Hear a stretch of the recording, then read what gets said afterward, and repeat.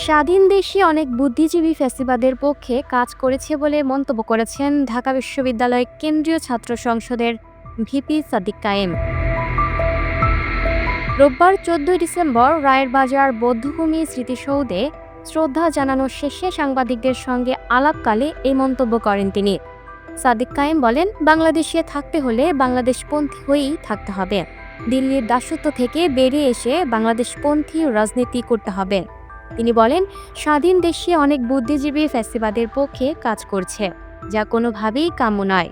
উল্লেখ্য, শহীদ বুদ্ধিজীবী দিবস উপলক্ষে সকালে রাষ্ট্রপতি মোহাম্মদ শাহাবুদ্দিন ও প্রধান উপদেষ্টা ডক্টর মোহাম্মদ ইউনুস মিরপুর শহীদ বুদ্ধিজীবী স্মৃতিসৌধে পুষ্পস্তবক অর্পণ করেন।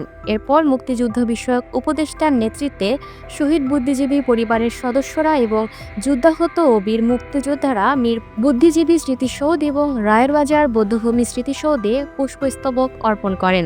পরে সর্বস্তরের মানুষের জন্য স্থান দুটি উন্মুক্ত করে দেওয়া হয়।